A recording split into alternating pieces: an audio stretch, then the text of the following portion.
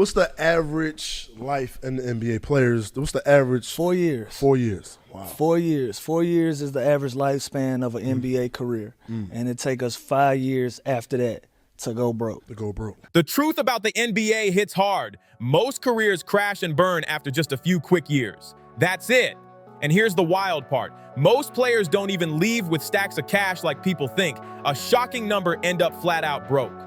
Lou Williams finally ripped the mask off the league's dirty secret and showed everyone why this keeps happening. And his story revealed a lifestyle so toxic, it wrecks marriages, empties wallets, and leaves grown men staring at the ceiling thinking, what went wrong? This isn't just about flashy rides or diamond-studded chains like people assume. Lou said the real problem goes way deeper. It's a system built to chew up young stars and spit them out with nothing but regrets. The biggest myth in pro sports? That signing an NBA deal means you're rich forever. Easy numbers, gang. I do it like this. You make $5 million, 2.5 of that gone. You got agent fees, probably another 50 of that gone. You got your dues. A lot of people don't know we got dues for the NBPA. Those headlines scream, 21-year-old signs $5 million deal. And fans instantly think that player made it. Stress-free, living large, right? But Lou crushed that fantasy quick. He exposed the real numbers behind those checks, and it's ugly. Taxes, agents, family, friends, lifestyle costs, it all eats away fast. That $5 million dream, it vanishes before you even realize it's gone. First hit? Taxes. They crush your paycheck before you even see a dime. Almost half gone in seconds. That shiny $5 million deal sliced right down to around $2.5 million just like that. So yeah, you got dudes. So everybody put their money in the pot. So you figure you got 450 NBA players. I think the dues is 15 to 20 grand a year. Everybody put it in the pot. That's how we able to get our health care and all of that type of shit. I didn't know that. Then your agent steps in, taking around 4%, and boom, another chunk disappears. But here's what barely anyone talks about. Union dues. Every NBA player drops between 15 to 20 grand a year into the league fund, no questions asked. All 450 players have to chip in, no skipping, no exceptions. That's how the league covers healthcare and benefits. It's automatic, whether you agree or not. But the real cut comes next, the personal team that keeps you going. Financial advisors pulling 1% off the top, trainers making sure your body survives the grind, chefs keeping you fueled, maybe even a driver if you're in a big city. Then you got your personal staff. Financial advisor is probably 1%. Agent at a high number is gonna get 4%. Right. But you can negotiate from 1 to 4. Okay. So before you look up, you probably at 1.5 million off of 5 with nothing. People love to call that living fancy, but it's not that at all. Those are survival costs in a world where one bad injury can end everything overnight. Lou Williams said this is where the truth hits hardest. Before you even realize it, that $5 million contract everyone brags about, you're staring at maybe $1.5 million left if you're lucky. Suddenly that rich dream turns into just trying to hold on to what's left. And these Benzes that we keep talking about in these mansions and shit, these girlfriends and these Chanel bags, before you know it, you not a millionaire no more. Right. You a high thousandaire. On paper, you can tell a motherfucker, fuck you, I'm a millionaire. Right. In real life, a lot of that pie gone. And remember, most of these guys are barely adults touching real money for the very first time. Nobody's guiding them through the math. They're signing papers thinking they've locked in generational wealth. But when it all settles, that headline number doesn't mean what they thought it did, and that's exactly how the trap gets built. It doesn't hit all at once, the damage sneaks up later. Lou Williams opened up about something that perfectly shows how young players think when that cash first starts pouring in. He once bought a Ferrari and a Lamborghini in the same week. So again, and we 17, 18-year-old kids, these are our first experiences. It's gonna take us, I don't care what you go to school for, it's gonna take you 5, 6 years of that experience to even realize what's happening to you. I was, hey listen man, I had a week. I bought a Ferrari and a Lamborghini in the same week, and I rationalized it with my financial advisor, and he was like, I can't legally tell you what to do with your money, but I don't think that's a good decision. Right. And I said, it's cool, I make a bunch of this shit. When his financial advisor told him, I can't legally tell you what to do with your money, but I don't think that's a good decision, Lou didn't even flinch. He just laughed and said, it's cool, I make a bunch of this stuff. He was only 24, already 6 or 7 seasons deep, and completely sure the money would never stop rolling. And that mindset, It's not rare. It's normal when your account keeps getting hit with those massive checks every month. NBA salary, shoe deals, endorsement cash, it all flows in nonstop. It feels like the wave will never crash. You want to enjoy some of this stuff too, Yeah, bro. you do. Like You want to do. enjoy it, and so that's how athletes go broke. But the real issue? Nobody sits these players down and shows them the real math. Lou said it straight. The money hits so fast, your brain can't even process it. People on the outside love to think players go broke just because they blow their money. But that's not the full truth. It's not only about wild spending, it's about being thrown into massive wealth with zero guidance, surrounded by people acting like the cash will last forever. But it's not just the wild, reckless spending people picture. It goes way deeper than that. It's the massive overhead that comes with a lifestyle that stopped being normal a long time ago. You've got a whole crew depending on you every month, homes that drain cash just to stay standing, and nonstop pressure from every angle. Family starts calling with bills they never had before, and saying no starts to feel like betrayal. Then come the old friends from back home, the ones who remember you before the fame, hitting you up for small loans that never find their way back. A lot of people think it's like you just got a reckless spending habit. Yeah. It ain't that we got reckless spending habits. We just got crazy overhead, and once the checks stop, it gets completely different. It's nobody sitting there giving you real numbers because it's coming in so fast. Money coming in so fast. That's just a contract. Like, you might have a shoe deal, you might have some endorsements, so you feel like this shit is gonna be forever. It was culture shock to me the first week I didn't get a big check from being retired, where it was like, I gotta figure this shit out. yeah, like life has begun. At first, it all feels fine because millions are still flowing in and you feel like you earned that piece. But that's the setup, the real trap, because once those checks stop dropping, the whole thing collapses. The lifestyle doesn't shrink with your income. You've built a financial machine that only runs on NBA money. Lou Williams said when retirement hit, it slammed him like a truck. That first week, without the big check landing in his account, reality punched him straight in the chest. That's when it clicked. I gotta figure this out. He said that's the moment life actually began for him. Can you believe that? After more than a decade in the league, tens of millions made, world travel, VIP treatment, his real life didn't start until the game ended. And the reason this hit so deep makes sense once you see what his world looked like. Constant flights, hotels, arenas, barely 2 days at home before he was off again. Then suddenly retirement hits and he's home every single day. No schedule, no coaches, no teammates, just silence, bills, and endless time staring back at him. And those bills, they don't care if you've retired or not. But Lou said the money side was only the start of what retirement really exposes. Then Lou went darker, way more personal, touching a subject most players are terrified to speak on.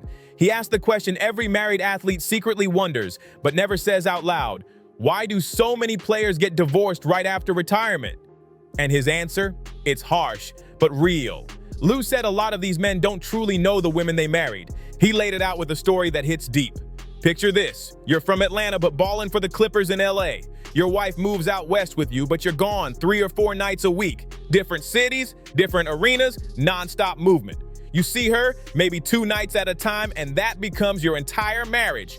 Short, controlled moments squeezed between flights and games. Hell yeah. You don't really know the woman you married.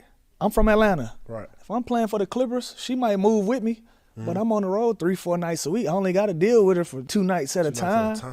You dig what I'm saying? I got to deal with her 2 nights at a time during the week. You know how we keep her happy? Keep sending her to the mall. That's how you keep her quiet. That's why it's okay. It's okay. I understand. It's a sacrifice. I'll stay home with the kids. Right. It's okay. You know why? Because she can shop in peace. Right. You ain't in her fucking ear. And you on the road doing whatever you doing. She ain't in your ear. Come home 2 days out that week, play family, and then you retire and you got to deal with this shit 24/7. Lou said most relationships during those years run on autopilot. It's not built on deep love, it's built on routine. He admitted that for many players, it's more like a partnership that just keeps things standing while the madness of the NBA spins around them. And Lou didn't hold back. He said the way a lot of NBA marriages work while players are still in the league is wild. You keep her happy by sending her shopping, and that's literally what keeps the peace. She stays calm because she's comfortable, and you're out on the road handling business or whatever else comes with that lifestyle. Lou said it himself, not every player's out there living clean when they travel. Meanwhile, she's back home running the house, handling everything, maybe even raising kids if they've got them. I was single, so I'm coming home with just my crib. Let's say you don't even have kids involved, or you got a long-time girlfriend. Y'all really got to get to know each other for real. Because he's used to spending time with you, getting the fuck out of here. Right. Spending time with you, getting the fuck out of here. Then you fly back for a couple of days, play the perfect husband, and act like life's picture perfect. But right when real issues might start showing, you're gone again. Lou said it's like both people are stuck in roles, playing characters instead of being real partners. You're both on best behavior, pretending everything's fine because those short visits never last long enough to test the truth. But when retirement hits, boom, everything flips overnight. Suddenly you're home every single day. No flights, no hotel rooms, no road trips to escape behind. Now it's just you and someone you barely know outside those tiny windows of time. That's when things get real, and for a lot of players, it's the first time they've actually lived their marriage instead of just maintaining it. When Lou retired, he didn't have a marriage to deal with. He was single, so his fight was with himself and the silence that followed the game. But he had a front row seat watching teammates go through full-blown relationship breakdowns in real time. These couples swore they were solid until retirement hit, and they realized they'd been strangers the whole time, just two people sharing a last name under one roof. Lou said the pattern never changed. The husband got used to quick check-in calls before dipping back into his own world, while the wife learned to handle life solo, seeing him for a few days before he disappeared again. Neither ever learned what it's like to actually live together long-term, so when he finally stayed home for good, it felt weird, tense, and totally unfamiliar. Then Lou dropped a confession that most players would never dare to say out loud. He called himself the team captain of guys who like to play around. And he wasn't bragging, just being brutally real. He admitted he belonged at the top of that list. Of course, there are players who stay loyal, putting family first and staying grounded, but Lou made it clear that plenty of others don't live that way. When you only see your wife for a few days or even just minutes at a time, it becomes way too easy to live a double life and convince yourself everything's fine, until reality kicks the door in and it all falls apart. So anybody saying I'm talking too much about it, right? I was one of them. I was one of them. I was a team captain. So you know your wife for 5 minutes at a time for real. Wow. So hell yeah, she leaving your ass when that shit, when the shit that keep a don't, smile on her right, face right. ain't there no more. That resource ain't there no more, and it get different. Never looked at it like that. She never really sees what's going on. The relationship only lasts because it's barely real to begin with. It's built on phone calls, short visits, and two people pretending things are solid while secretly living totally separate lives. But once retirement hits, boom, everything collapses because the structure holding it together just disappears. Lou didn't sugarcoat a thing. He said it plain and raw. When the thing that keeps her smiling disappears, she's gone. And he wasn't talking about love. He meant the lifestyle, the gifts, the comfort, the easy life that made everything look stable even when the connection was gone. When that luxury fades, the truth finally steps into the light. There's nothing left to stand on because there was never a real foundation. It was all built on image, not heart. You can't buy peace with shopping trips when the money slows down. You can't hide behind flights and hotel rooms when the schedule's gone. When both people are finally home staring at each other, realizing there's no bond beyond the money, it all falls apart fast. That's why Lou said divorces shoot through the roof right after retirement. It's the same story, generation after generation. The public never sees this part, the dark side behind the bright lights. These are men who lived the dream, made millions, traveled the world, and got treated like kings everywhere they went. But when the lights go out, so many end up empty. Not just broke in the bank, but broken inside. Lou said the emotional crash runs deep, and it can take years to rebuild, if it ever heals at all. And marriages collapse because they were never real from the start. Support circles crumble because most of the people around were only there for the perks and the cash. And when all that fades away, what's left? Their entire identity disappears because for years they weren't seen or even saw themselves as full people, just basketball machines built to perform. The wild part? It keeps happening generation after generation. New players walking straight into the same trap, convinced they'll be the ones to beat it until it's too late. And here's the craziest part. Young players coming into the league right now are falling for the exact same setup. They've watched the vets struggle, they've heard the warnings, but when you're 19 and someone hands you a multi-million-dollar deal, your brain can't picture it ever ending, you feel unstoppable. That's why Lou's honesty hit like a punch. It shattered a culture that usually hides this entire mess. Most retired players stay quiet about the money because it's humiliating to admit how fast it disappeared. And the relationship drama, they don't dare bring that up. It kills the image and exposes a truth too real for most to face. But Lou didn't hide behind excuses or fake bravado. He put it all out there raw. He talked about the bad money decisions, the lifestyle that spun out of control, the hollow relationships that only lasted because of comfort and cash, the temptations that came with the road life, and that brutal crash after the game ended that nobody warned them about. And what made his story hit even harder, he never played the victim. Lou owned it all, admitting he was part of the problem too. That takes real courage in a world where players are expected to look perfect on camera, even when everything behind the scenes is falling apart. The brutal truth? The system's broken on purpose. It's built to repeat the same heartbreak year after year. Think about it. You take teenagers and barely grown adults who've never handled real money, then drop millions in their laps overnight. And instead of surrounding them with people who will teach them how to protect it, they're surrounded by people who eat when they spend, not when they save. And then they get thrown into a lifestyle that costs a fortune just to keep up. Mansions, entourages, private travel, constant appearances, it all drains the bank nonstop. Fast forward a few short years and the team's moved on. The league's forgotten your name and you're left with no real-world skills, no direction, and no one to guide you. Lou said it plain, most players have little to no financial knowledge because nobody taught them. And honestly, nobody wanted to. Their relationships? Shallow, because there was never space to build something real. Their identity? Built entirely on one thing, basketball. What they do becomes who they are. So when that's gone, the fall is devastating. The fame fades, the checks stop, the structure disappears, and then the question hits hard. Who am I now? Lou said this setup isn't accidental. It's a system built to fail. And the worst part, everyone else still eats while the players take the hit. Agents grab their cuts, teams use up talent, sponsors cash in on faces, and the league stacks billions while the same cycle spins again and again. Lou said it straight. The game feeds on young players, drains their shine, then dumps them when the glow's gone. What makes it tragic is how easy it would be to fix. Real financial education from day one could change everything.